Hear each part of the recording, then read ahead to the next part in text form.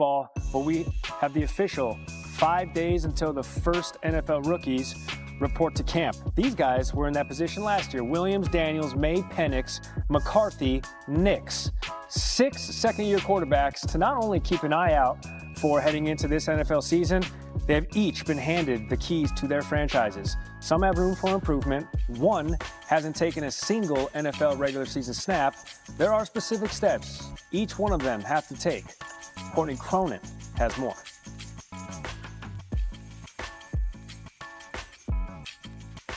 The 6 first-round quarterbacks drafted in 2024 show varying degrees of development.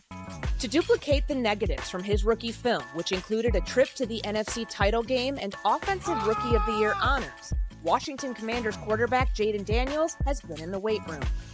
As a dual-threat QB, his durability to sustain and avoid unnecessary hits is critical for his growth, as is sharpening his vision in the pocket to become less predictable with his reads. Touchdown! Unreal!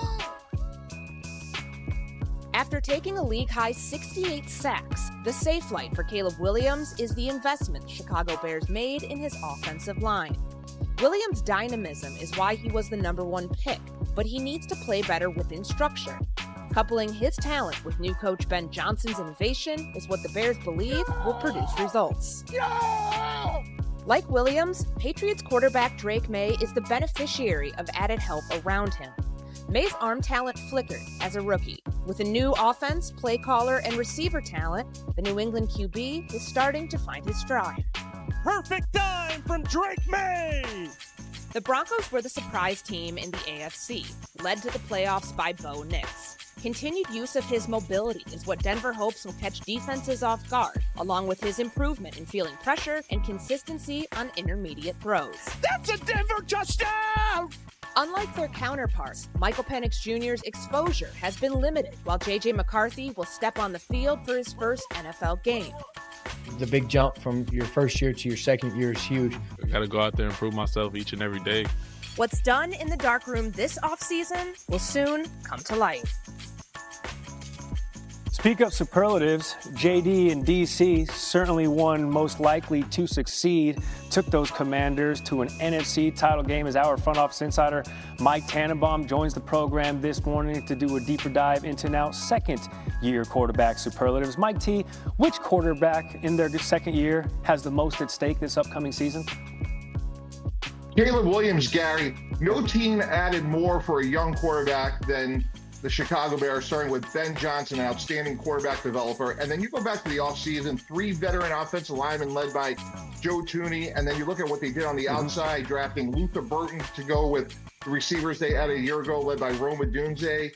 Then they came back and added Ozzie Trapillo in the second round. And then when you compare his development to Jayden Daniels, there is a massive amount of pressure on Caleb Williams to show improvement early this season. First overall pick certainly has a lot to bear out there in the Windy City.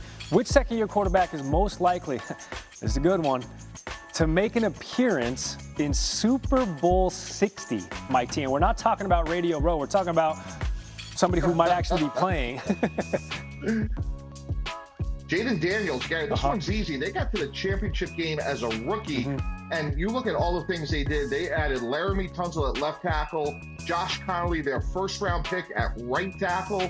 They added Deebo Samuel, and then traditionally you have a big increase in your first offseason program, meaning between your first and second year, working with a great quarterback developer in Cliff Kingsbury, their offensive coordinator, a great head coach in Dan Quinn. I'm very bullish on the Commanders and Jayden Daniels. Just an all NFC East affair in that NFC title game. All right, Mike T, what about this one? Which second-year quarterback most likely to be an MVP dark horse? Bo Nix of the Denver Broncos, Gary, and here's why. If we're talking about the Broncos competing with the Chiefs in a meaningful way, it's going to start with their defense, but Bo Nix was extremely efficient as a rookie, better than candidly I expected. They went out and added R.J. Harvey in the draft, a running back, and Evan Ingram, which will just make Bo Nix even more efficient. And you think about what Sean Payton did with Drew Brees, I think Bo Nix is on that sort of trajectory. And if we're talking about a surprise team and the Broncos, which a lot of us are, it's going to be led by their second-year quarterback, Bo Nix. Yeah, Trevor Scales has been saying Bo Nix is the best quarterback in that AFC West. What are we doing? He didn't say that. Bo Nix did lead all rookie quarterbacks in passing yards and passing touchdowns last season. Mike Tannenbaum, great to see you as always, my friend. Thanks so much. Like, say what? When he saw his kid there, but so are Steelers fans. It's the Fowler Files with Jeremy Fowler now. And Jeremy, TJ Watt, he's the topic of conversation here.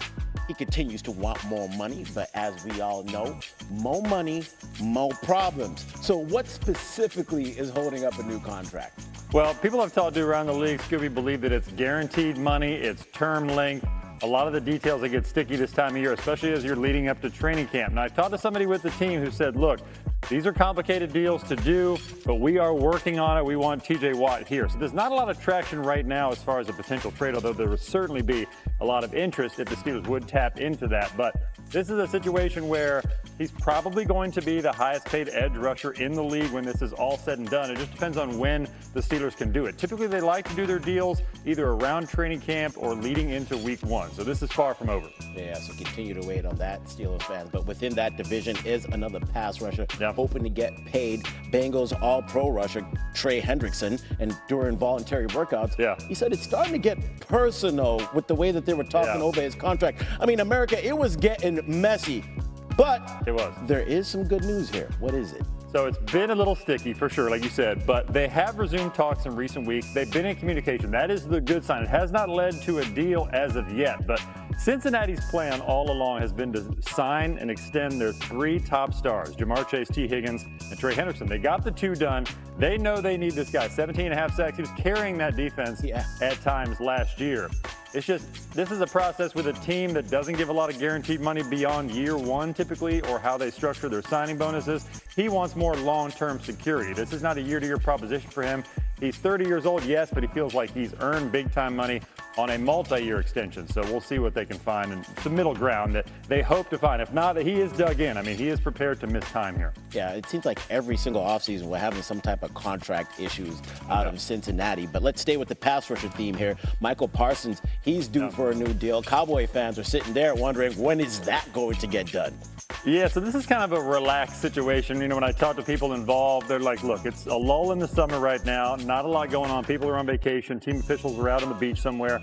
Once they reconvene for training camp, Dallas will probably lock in on this a little bit more. Typically, they do their deals late in the calendar, you know, late August, early September. We've seen that with CeeDee Lamb, Dak Prescott, some of their other big deals. They are dedicated to doing this, though, and he's almost a separate situation than those other 2 guys we just talked about, because they're in their 30s, they're going on their 3rd contract. This guy's right in his prime, mid-20s, dangerous player, so he's going to get a massive number. It just depends on when they do it.